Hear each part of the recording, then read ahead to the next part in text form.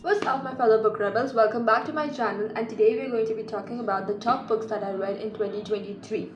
These books are a collection of the chaos and the heartbreak and the questionable choices that define my book reads this year. Before we get into the video, I want to thank each and every one of you that have showed me the love and support for the past few videos of mine, and it genuinely means a lot. Also, don't forget to hit that subscribe button and clicking on the notification bell so that you get notified each time I upload a new video. Let's get started. So starting off strong, we have Colleen Hoover's Verity. Picture this: there is a struggling writer on the brink of financial ruin when a man called Jeremy Crawford steps in. He's the husband of the world's best-selling author Verity Crawford. So basically in this book, the lady, Lowen, she accepts the offer of Jeremy, and then Lowen moves into Jeremy's house and she discovers things that she is not supposed to know, and this is like a bone-chilling book. You guys can definitely check it out. You will fall into trauma after reading this book. Like, I was into trauma for 3 days straight. This book is insane. Like, literally I can't specify enough on how good this book is. This book is a 10 out of 10 book.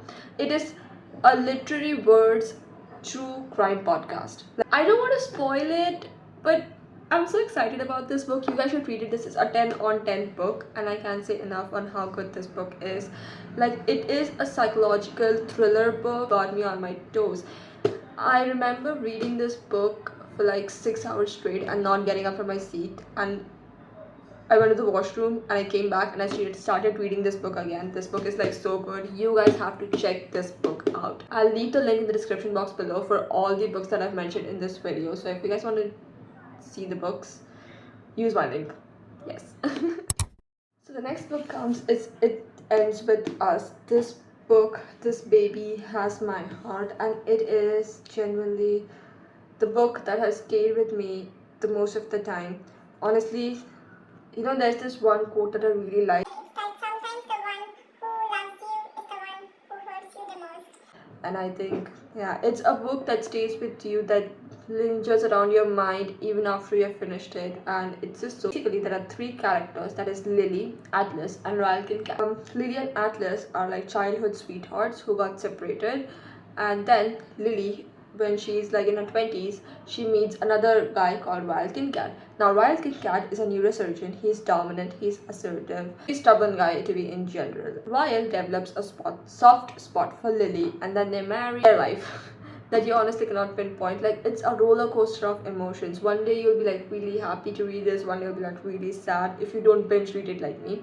So a funny story to this was that I started reading this book because I thought, like, you have flowers on the cover page. I thought it would be like some really sweet romance kind of book, but then as I started reading this, I was like, no, don't be kidding me, because this book, I read it for like the entire night, my eyes out, I cried my heart out. It was a roller coaster of emotions, to be honest. And yeah, definitely read it out, guys, but make sure you're mentally prepared before reading this, because it's going to break your heart into pieces that cannot be healed again. So next up, starting up, we have the Twisted series by Ana Huang. Honestly, these books were like all over my Instagram page. I kept seeing reels on reels, and it just never stopped. So I was like, I have to buy this, and I got it. So we have 4 books in this Twisted series. The first one is Twisted Love. The second one is the Twisted Games. The third one is the Twisted Hate, and the fourth one is the Twisted Lies. All of them are like really sweet and really cute.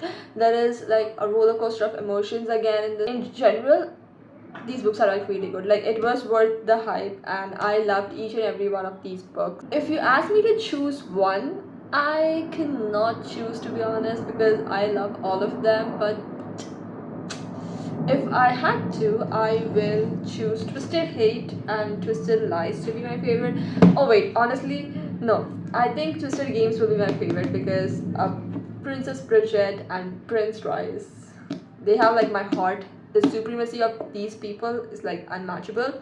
So just to give a brief context of all the books, we have the first book, that is Twisted Love. So the starring characters, the male protagonist is Alex and the female protagonist is Ava. So basically we have friends, Ava, Bridget, Jules and Stella.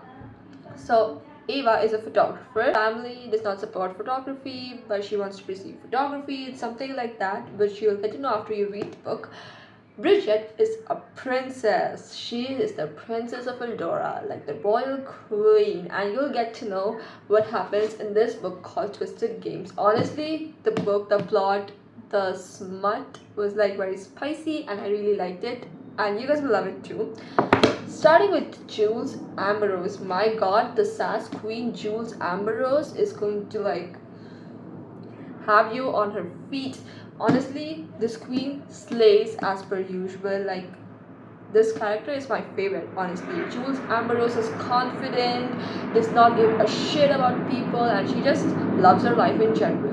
She has gone through many lows in life, which you'll get to know in this book, and how she overcomes it and becomes the person who she wants to be is really fascinating. And honestly, her character is a person who can look up to. On this book also portrays that you can make a lot of bad choices in life, but your past is not defined on the choices you make. This book is all about forgive, twists that come into relationships and friendships. It's all about that, but Jules Ambrose slays in this book. And we have the butterfly queen, Stella Alonso. Stella Alonso is an influencer who gets hitched to this guy called Christian Harper, who is the grumpy CEO of Harper Security, I believe. Yeah, he's like a sheep dressed in a perfectly tailored suit. If you guys get it, you guys get it. Literally, but these books are like a must read, so you guys have to check it out. So starting off next, we have Ugly Love, and a spoiler alert, the title, the word ugly is not only in the title, but it is about your face that you're going to get after you cry uglily throughout the book. Like, Literally. reading this book was only crying my eyes out. Honestly, this book was a little bit of toxic, but I love this book and I just can't have enough of this. Like, this is definitely a second read. So basically, to give you an overview of the characters, there's Tate Collins and there is, I forgot the main protagonist, Miles Archer. Yeah. So basically, Tate and her brother, they live in this apartment, and Miles lives in this apartment. So basically, they live very close to each other. And Tate's brother is really good best friend of Miles. Like, they are best friends. And then Tate gets into a no strings attached relationship with Miles, but then as she dives deeper, she gets attachment. And then, you know, all of the stuff that happens when you get into no strings attachment, friends with benefits. You get attached, obviously. Overall reads, so you guys should definitely check it out. So basically, the story has two characters. The male protagonist is Ben, and the female protagonist is Fallon. So Fallon unexpectedly meets Ben last day of her stay in LA before she has to catch a flight the very next day, and they get meet together and they fall into love, and they decide that they're going to meet each and every year on November 9 on the same place at the exact same. Just this one thing that they decide to no call and no text, and I was like, you guys only meet like once a year and you guys don't call, don't text. you know, somebody told me that communication is the key of a relationship. I don't know. One day, Fallon realizes that Ben has not been telling her the truth entirely. There's something wrong, and there's something, you know, you just get like Your gut instinct just tells you that there's something fishy in this guy. And that is what Fallon realized. And then Fallon was like, fuck you. she literally did that. And then things happen, and Ben starts growling, and like, this book is something that you have to read. Honestly, if you guys think that I've spoiled the plot, you guys don't know what's coming next week. Now let's chat about reminders of him. Basically, this book is about a young mother who fights for a place in her child's life. The young mother is Kenna. Kenna is sent to prison, and when she comes back to meet her child in the same town where she has like a very shitty past, she has to come there and like get her child. The town where she has to get a daughter has closed a door on her. The only person that doesn't close the door on her is Ledge. I feel that this book is nerve-wracking because every cell of your body screams when you read this book, and because it is forbidden romance, other than the protagonist characters want them to be like together. It's honestly a sad book, like you will realize why it is sad. I didn't cry. This is the last book that I'm going to show you guys. It is A Thousand Boy Kisses by Tilly Cole, and this is my favorite book, to be honest. It is so sweet.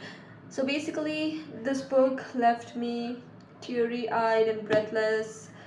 It was so sad. It is a sad book, and you know, this is quote, one kiss lasts a moment but 1,000 kisses can last a lifetime. This story is about one boy and a girl who were childhood friends and turned into lovers, and they continued the relationship. But there was this very unexpected plot where they break up, they do some things, and it was like really sad. And you know, you can never imagine how things turn into this book, and this book is like really sweet. So basically the two characters are Kristen and Poppy. So Poppy's grandmother gave her a jar, and she had to fill it with 100 boy kisses, like 1,000 boy kisses, and she had to write, like for example, first kiss, so her first kiss on the piece of paper, and like fill it into the jar. And I feel that that entire idea was so creative and so sweet that I just felt really inspired. Like, you know, I should make one jar like that. Like, I'll collect like all the kisses that I get. Yeah, this book is like really sweet, and you guys should have to check it out. I will make an episode 2 of this too, that will be posted next week. So make sure you hit the subscribe button, notification bell, and if you like this video, please hit the like button. And yeah, see you guys in the next video. Bye.